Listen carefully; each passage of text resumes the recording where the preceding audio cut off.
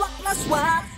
Make it a habit to keep us your company every Saturday and Sunday morning. Para kahit saan po kayo pumunta ay dala-dala po ninyo ang good vibes ng umaga. At syempre, makakasama nyo rin kami sa Kapamilya Online Live sa YouTube. Good Saturday morning, Kuya Bobby at Amir. At syempre, hello rin po sa ating mga TFC subscribers at Pinoy all over the world watching our show na naghahanap po ng good news sa Pilipinas. Watch Swak na Swak via TFC and ANC para naman updated kayo sa latest Pinoy business trend and happenings. At syempre po, good morning din sa lahat ng televiewers natin sa Kapamilya Channel.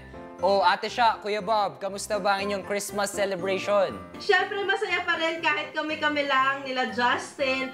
But still, iba pa rin ang pagkasama mo yung mga extended family mo, your relatives kapag Pasko. So what we did, nag-online meeting kami with them. So we saw them online and syempre, dun kami nag-exchange gifts and wishes. Syempre, to follow yung mga gifts, yung mga yan. Nako, ngayong Pasko, syempre kakaiba ang Pasko natin. Pandemya, syempre konti lang tayo. In fact, 7 or less lang kami ngayong Christmas. Opo.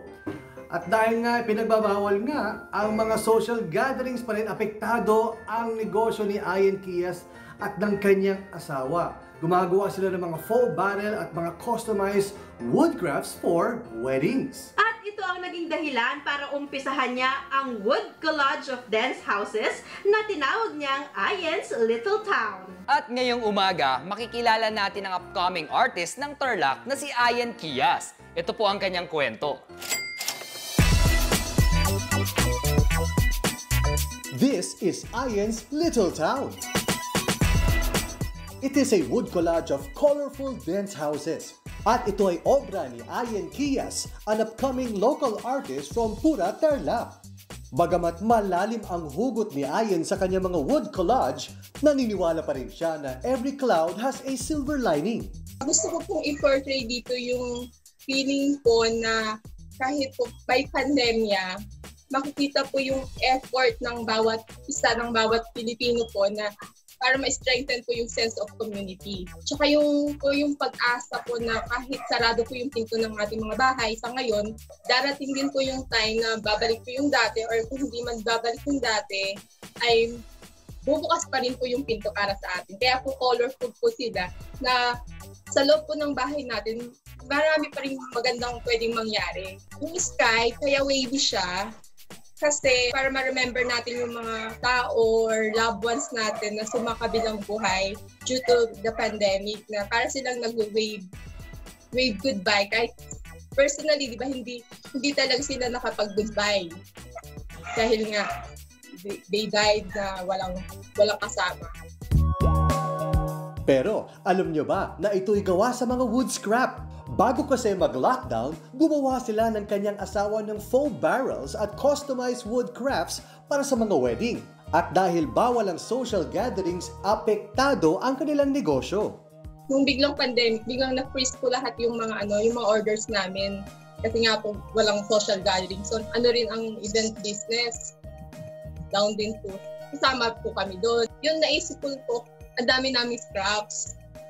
Doon na po pumasok yung mga wood collage. Yung mga scrap po namin, maliliit na po yung yung mga wood. Tapos may size na may makapal, maliit. So ang inisip ko, ipapatong-patong ko siya para makabuo ng artwork. Mabubuo ko siya as maliliit na bahay. At nakakatawa siyang tingnan pagka nabuo mo na, parang nakaka-relax na rin. Impluwensya raw ni Ian sa pagiging artist ang kanyang uncle. At year 2010 na magsimulang mapasama ang kanyang mga artwork sa iba't ibang art exhibit.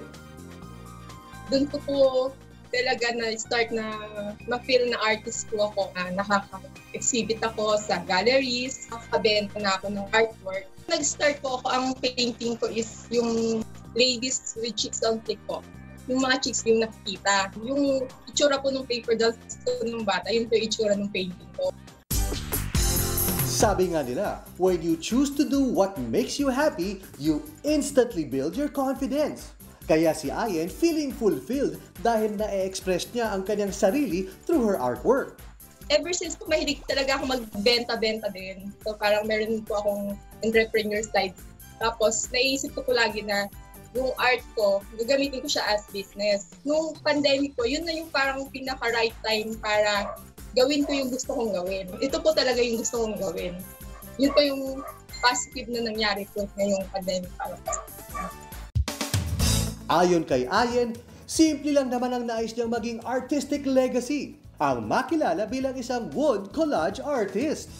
Ma-motivate ako na gumawa pa ng mas maraming artwork tsaka ilabas ko pa yung full potential ko as an artist. Ang pinaka-calling ko is mag-share ng feelings ko through art. Hanggat may isang nakaka-appreciate, gagawa at gagawa pa rin ako. Kung may maiwan man lang akong tatak ng Ayen's Little Town o kaya ng sarili ko na rin as artist. Masasabi ko na i-share ko, nagawa ko yung mission ko as an artist.